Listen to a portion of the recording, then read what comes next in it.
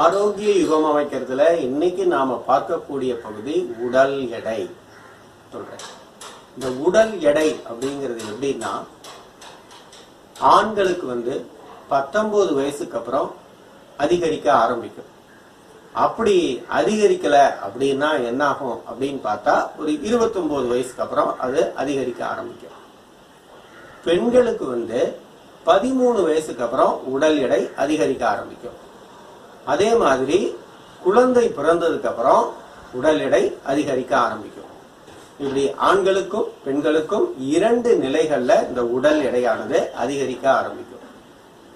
அப்படி உடல் எடை அதிகரிக்கிறதுனால என்ன ஆகும்னா, முதல்ல நமக்கு அஜீரணம் ஏற்படும். அதனை தொடர்ந்து வாயு கோளாறு ஏற்படும். வாயு கோளாறு ஏற்பட்டதுனால உடல் வலி ஏற்படும். உடல் வலிக்கு அப்புறம் என்ன பண்ணும்னா, எலும்பு இணைப்புகள்ல, அதாவது அதிகப்படியான உடல் எடை அதிகரிக்க ஆரம்பிக்கும் போது, மேலும் அதிகரிக்க ஆரம்பிக்கும் போது முழங்கால் வலி, இடுப்பு வலி, முதுகு வலி, கழுத்து வலி, தோள்பட்டை வலி அப்படின்னு ஒவ்வொரு ஜாயிண்ட்லயும் வலி ஏற்பட ஆரம்பிக்கும். அப்ப உடனே நாம என்ன செய்வோம், எந்த மருத்துவரை போய் பார்த்தாலும் உடல் எடையை குறைத்துக்கொள் அப்படின்னு சொல்றோம். சரி, அப்ப இந்த உடல் எடையை எப்படி குறைக்கலாம் அப்படின்னு பார்த்தா, மதியால் வெல்லலாம். அதாவது உடல் எடை அதிகரிப்பது என்பது விதி. அத மதினா என்ன, பயிற்சி முறை. அதாவது இந்த இடத்துல மதின்னு என்ன சொல்லலாம்னா, சமயோஜிதம் அப்படின்னு சொல்லலாம். சமயோஜிதமா சில விஷயங்களை நாம யோசிக்கிறோம். இன்னைக்கு நம்ம வாழ்க்கையில உடலின் புற அவயங்கள்ல முழுமையான இயக்கம் இருக்கா அப்படின்னு பார்த்தா இல்ல. அந்த பெண்களுக்கு 13 வயசுக்கு அப்புறமும் ஆண்களுக்கு 19 வயசுக்கு அப்புறமும் உடலின் இயக்கம் முழுமையாக இருக்கான்னு பார்த்தா இல்ல. அந்த உடல்ல பாத்தீங்கன்னா ஒரு 7 விதமான இயக்கங்கள் இருக்கு. மடக்குதல், நீட்டுதல், உயர்த்துதல், சுழற்றுதல், வளைத்தல், திருப்புதல், சாய்த்தல் அப்படின்னு ஒரு 7 விதமான இயக்கங்களும் இருக்கு. இந்த 7 இயக்கமும் ஒவ்வொரு நாளும் பல முறை முழுமையாக நடைபெற வேண்டும்.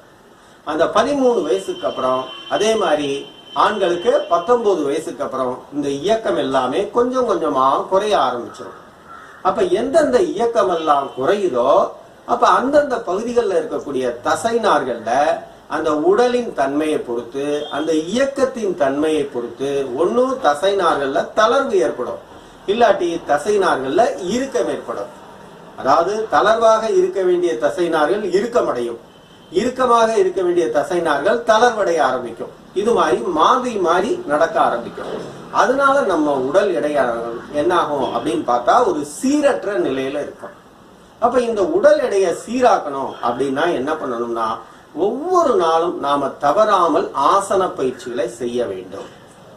இந்த ஆசன பயிற்சிகள் அப்படிங்கிறது என்னன்னா, திரும்பவும் சொல்றேன், உடலின் புற அவயங்களின் முறையான முழுமையான இயக்கம், அவ்வளவுதான்.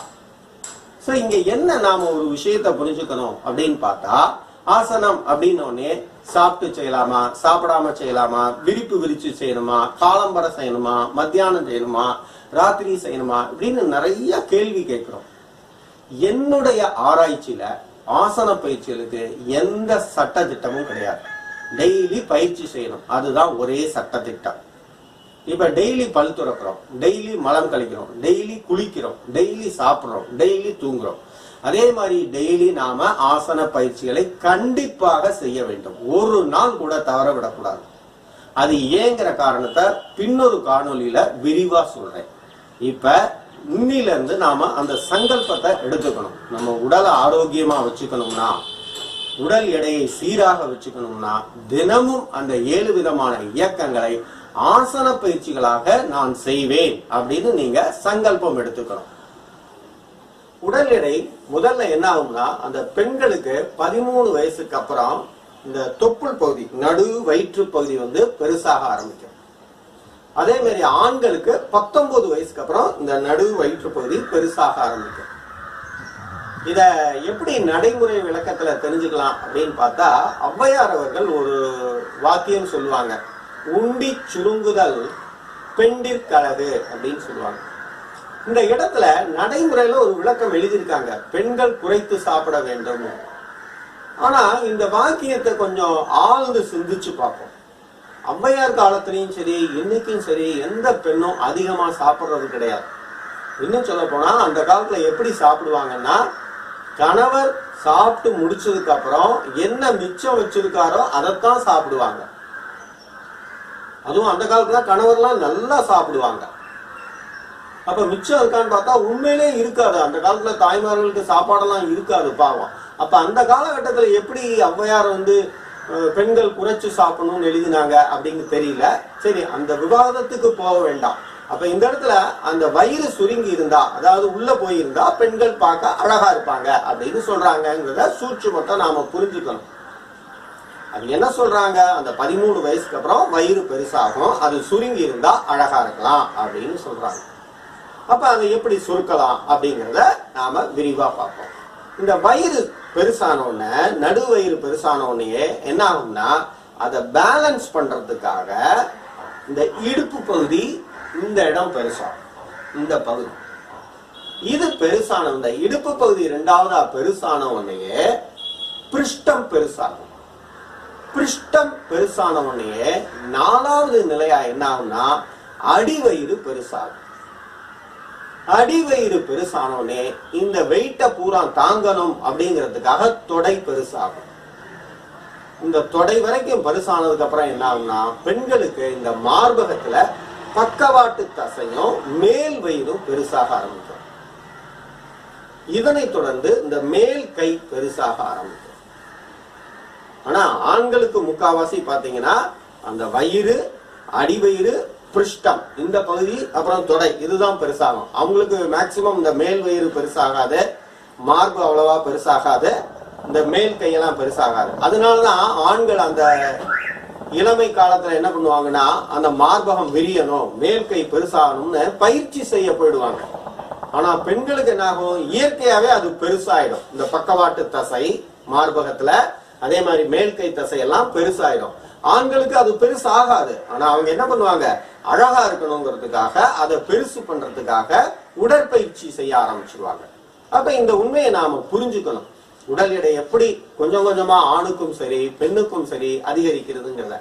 அப்ப என்ன பண்ணலாம், நாம இந்த கொஞ்சம் கொஞ்சமா அதிகரித்த இந்த உடல் எடையை குறைக்கணும்னா அதுக்கு முறையான பயிற்சிகளை செய்ய வேண்டும். இப்படி எல்லா இடமும் கொஞ்சம் கொஞ்சமா அதிகரிச்சதுக்கு அப்புறம் கடைசியா மூஞ்சி பெருசாகும். இதுல நாம எந்த பயிற்சி செஞ்சாலும் உடனே என்ன ஆகும்னா, மூஞ்சி தான் முதல்ல வத்தும். அதனால எப்பவுமே உடற்பயிற்சிக்கோ ஆசனத்துக்கோ போயிட்டு வந்தவங்களை பார்த்தோம்னா யாராவது கேட்பாங்க, என்ன மூஞ்சியெல்லாம் ஒரு மாதிரி உள்ள போன மாதிரி வத்தின மாதிரி இருக்கே அப்படின்னு கேட்பாங்க. அப்ப உடல் எடையை சீராக்கணும்னு நாம என்ன பயிற்சி செஞ்சாலும் சரி, உடற்பயிற்சியா இருக்கட்டும், உணவு பழக்கங்களா இருக்கட்டும், இல்ல வாழ்க்கை முறைகளா இருக்கட்டும், எந்த முறையை நாம கையாண்டாலும் முதல்ல நமக்கு என்ன ஆகும்னா முகம் வத்தும். அதுக்கப்புறம் இந்த மேல் கை தசை வத்த ஆரம்பிக்கும். அதுக்கப்புறம் இந்த மார்பக பக்கவாட்டு தசை குறையும். அதுக்கப்புறம் இடுப்பு குறையும். அதுக்கப்புறம் அடிவயிறு குறையும். அதுக்கப்புறம் பிருஷ்டம் குறையும். பிருஷ்டம் குறைஞ்சதுக்கு அப்புறம் நடுவயிறு குறையும். இந்த நடுவயிறு குறைஞ்சதுக்கு அப்புறம் கடைசியா தொடை பகுதி குறையும். இப்படி ஸ்டெப் பை ஸ்டெப்பா தான் அது குறைய ஆரம்பிக்கும். அதை நடைமுறையில எப்படி நாம பார்க்கலாம்னு பார்த்தா, நாம உடை அணியும் போது அந்த உடையெல்லாம் முதல்ல டைட்டா இருந்த உடையெல்லாம் இப்ப லூஸா இருக்கும். அதை வச்சுதான் நாம ஐடென்டிஃபை பண்ண முடியும். அதாவது இன்ச்சஸ் குறைய ஆரம்பிக்கும். ஃபைனலா தான் வெயிட் அப்படிங்கிறது குறைய ஆரம்பிக்கும். அப்ப எந்த பயிற்சி செஞ்சாலும் முதல்ல என்ன ஆகும், இன்ச்சஸ் தான் குறையும். நீங்க செஞ்சு பார்த்த உடனே 1/2 கிலோ குறைஞ்சிருச்சா 2 கிலோ குறைஞ்சிருச்சான்னு கேட்டா, அப்படி குறைஞ்சா அது உங்களை ஏமாத்துறதுன்னு அர்த்தம். ஒரு 90 நாளாவது நீங்க தொடர்ந்து பயிற்சி செய்யணும்.